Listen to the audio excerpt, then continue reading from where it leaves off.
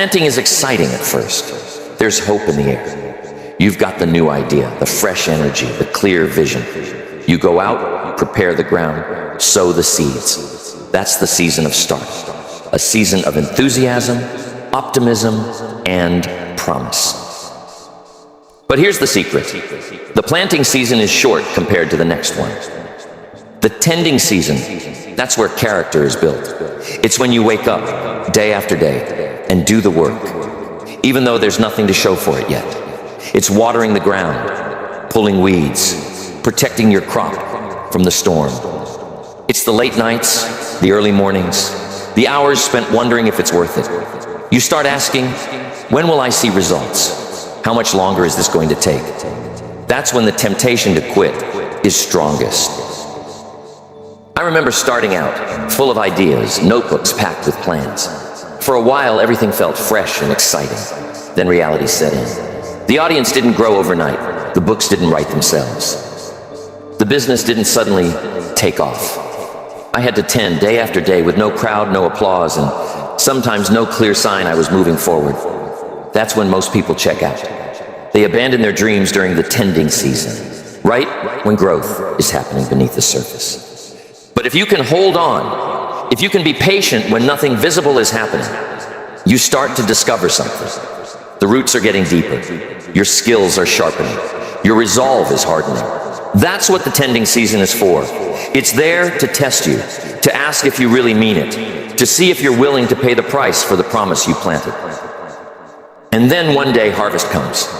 It doesn't announce itself with trumpets or parades. It just shows up. Suddenly, the field is green. The fruit is hanging heavy on the branches. You look back and realize it was all worth it.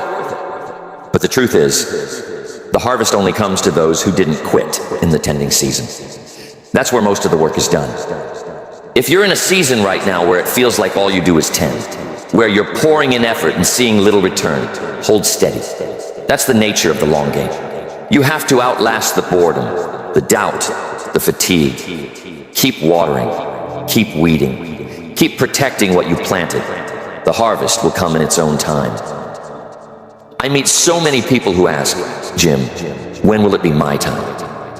And I always say, stay faithful in the season you're in. Don't dig up your seed just because you can't see the sprout. Don't abandon your field just because the fruit hasn't appeared. Every season matters, and the most important work is done when nobody's watching, when it feels like nothing's moving.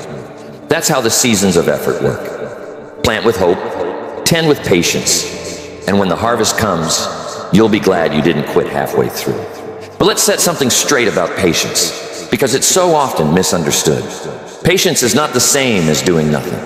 Waiting doesn't mean you sit back, fold your arms, and hope the wind blows something good your way.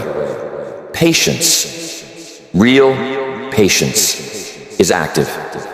It's the art of staying engaged, staying sharp, and using the waiting period to get better, get wiser, and get ready. Some people think, well, if it takes time, maybe I just need to stand around and let it happen. That's passivity, not patience. The right kind of waiting is full of work, quiet work, behind the scenes, refining the plan, reviewing the progress, making little adjustments. If you're truly patient, you're always looking for ways to get just a little bit better every day. I remember in my early years, there were stretches of time when nothing much seemed to be moving. I could have said, that's it, Jim, just wait it out, see what happens. But I learned that real patience means asking, what can I improve while I wait? How can I sharpen my skills, polish my message, deepen my understanding? That kind of waiting is never wasted. Think of the farmer in the tending season. He doesn't just plant and walk away. He inspects the soil, pulls the weeds, checks for pests, repairs the fence. He studies the weather, talks to other farmers, learns something new every season. That's the difference between patience and passivity. One is full of effort, the other is empty of action. When you're building something that takes years, there will always be gaps. Spaces between what you want and what you have, between the effort you give and the results you see.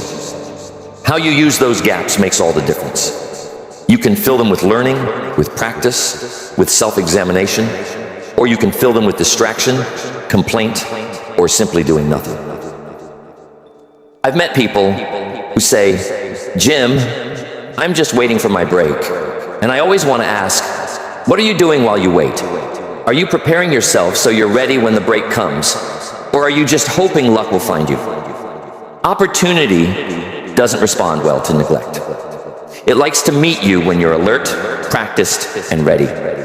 If you're in a long season of waiting, maybe waiting for your business to take off, or your skills to pay off, or your relationships to blossom, don't go passive. Use this time. Ask yourself what you can polish, what you can strengthen, what you can try that you've never tried before. Review your habits, refine your strategy, read new books, meet new people, learn from every little setback.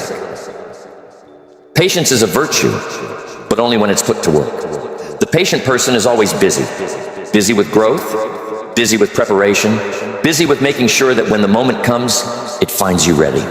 That's the kind of waiting that leads to success. If you feel restless, that's good. Channel it into action. Turn impatience into preparation. And when the results finally come, you'll realize it was the quality of your waiting, the work you put in during the quiet seasons that made all the difference. So remember, waiting isn't idle. Patience doesn't mean pause. It means progress, quiet and steady, even when the world isn't watching. And here's what you discover over the years. Every bit of steady, disciplined effort leaves a mark.